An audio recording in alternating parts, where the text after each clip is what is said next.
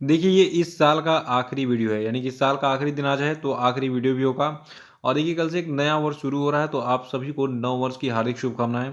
तो चलिए आज के वीडियो को शुरू करते हैं। देखिए आज का वीडियो मैं बहुत कम समय में ख़त्म करूंगा, क्योंकि आज जो है थोड़ा सा इंजॉय वाला टाइम है। तो आज सभी लोग इंजॉय करने के मूड में हैं।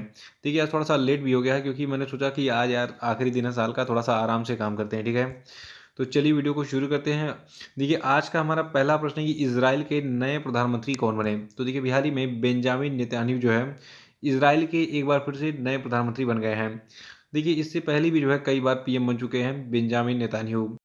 और देखिए अपने कैबिनेट के शपथ लेने से पहले जो आपके बेंजामिन नेतन्याहू हैं, इनकी सरकार ने संभावित 120 संसदीय वोटों में से 63 वोटों के साथ सरकार बनाने का दावा पेश किया था। और उनके नए गठबंधन में रिलीजियस जायोनिज्म और जेविस पावर पार्टी शामिल है, जिसके नेता फिलिस्तीन का जो है विरोध करते हैं।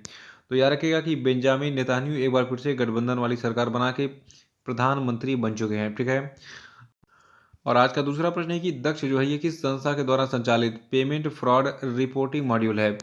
तो देखिए दक्ष जो है ये भारतीय रिजर्व बैंक का एक पेमेंट फ्रॉड रिपोर्टिंग मॉड्यूल है।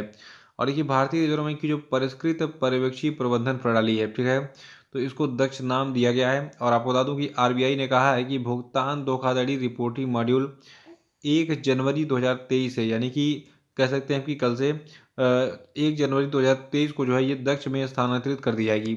और देखिए इस परिवर्तन का उद्देश्य रिपोर्टिंग में सुधार करना, दक्षता में वृद्धि करना और भुगतान धोखाधड़ी निगरानी प्रक्रिया को जो है स्वचालित करना है। तो याद रखिएगा कि दक्ष नाम की एक पेमेंट फ्रॉड रिपोर्टिंग मॉड्यूल को भारतीय रिजर्व बैंक ने अभी हाल ही में जारी किया है। और तीसरा प्रश्न है कि हाल ही में इंडियन एयरफोर्स ने किस मिसाइल के extended range air launch version का सफलतापूर्वक परीक्षण किया है। तो देखिए ब्रह्मोस का भी हाल ही में परीक्षण किया गया है, ब्रह्मोस के extended range air launch version का, ठीक है। और ये परीक्षण इंडियन एयरफोर्स ने अपने सुखोई 30 MKI एयरक्राफ्ट से किया था अभी हाल ही में। और देखिए आपको बता दूं ये परीक्षण बंगाल की खाड़ी में एक जहाज को टारगेट करते हुए उस पर सटीक हमला करते हुए पूरा किया गया था। देखिए जो नया वाला extended range air launch version है ब्रह्मोस का, ये 450 किलोमीटर तक, यानी कि 450 किलोमीटर दूरी तक अपने टारगेट को निशाना बना सकता है। और देखिए ब्रह्मोस मिसाइल डीआरडीओ और रूस के द्वारा विकसित एक सुपर सोनिक क्रूज मिसाइल है। और ब्रह्मोस का नाम आपको बता दूं, ब्रह्मोस में जो भारत की ब्रह्मपुत्र नदी है और जो आपकी रूस की मोस्कावा नदी है, ठीक है। तो भारत की ब्रह्मपुत्र और रूस की मोस्कावा नदियों को मिलाकर ब्रह्मोस शब्द जो है तैयार किया गया था। देखिए परीक्षाओं में बहुत बार पूछा गया है कि ब्रह्मोस मिसाइल भारत और किस देश का उपक्रम है, यानी कि भारत ने किस देश के साथ ब्रह्मोस मिसाइल को मिलकर बनाया है। तो ये देश आपका रूस यानी कि रसिया है। और देखिए चौथा प्रश्न है कि ICC men's T20 international cricketer of the year 2022 के लिए किस भारतीय खिलाड़ी को शॉर्टलिस्ट किया गया है। तो देखिए भारत के जो सूर्य कुमार यादव हैं, इनको ICC men's T20 international cricketer of the year 2022 के लिए नामित किया गया है। देखिए नॉमिनेशन केवल मिला है, अभी इनको ये पुरस्कार मिला नहीं है, इनके साथ में और भी खिलाड़ी नॉमिनेट हुए हैं। तो कौन कौन से खिलाड़ी नॉमिनेट हुए हैं ICC men's T20 international cricketer of the year के रूप में, सबके नाम मैं आपको बताता हूँ। सबसे पहले आप सूर्य कुमार यादव का नाम याद रखिए। इनके अलावा जो है पाकिस्तान के मोहम्मद रिजवान और जिम्बाब्वे के सिकंदर रजा और इंग्लैंड के सैम करन को भी जो है नामित किया गया है ICC men's T20 international cricketer of the year award के लिए।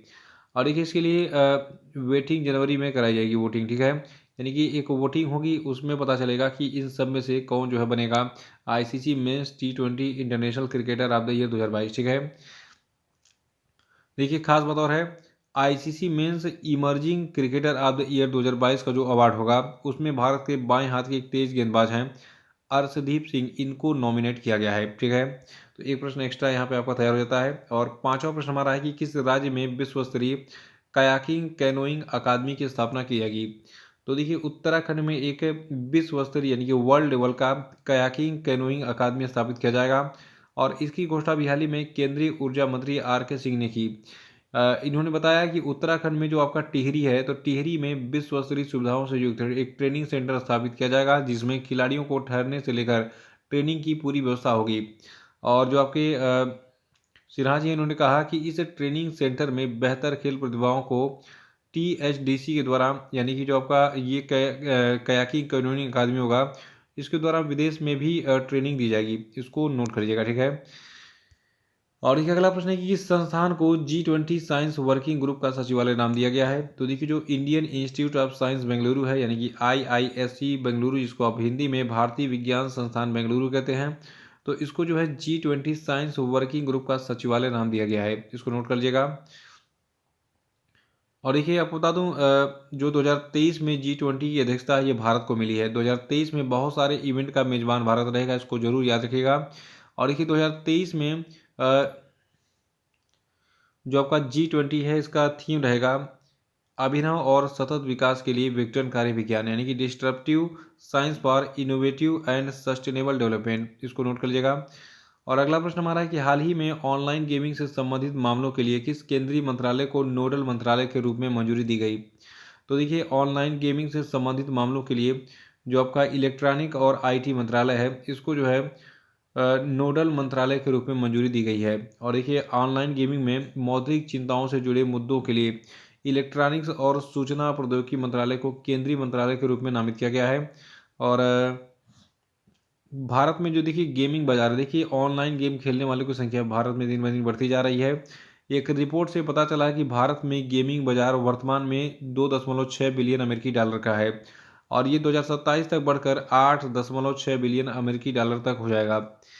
तो ये थे आपके आज के सभी इंपॉर्टेंट प्रश्न और हम बात करेंगे आज के सभी क्वेश्चन पे। देखिए आज का पहला प्रश्न है कि G20 डिजिटल इनोवेशन अलायंस शिखर सम्मेलन का आयोजन किस शहर में किया जाएगा, बताइए।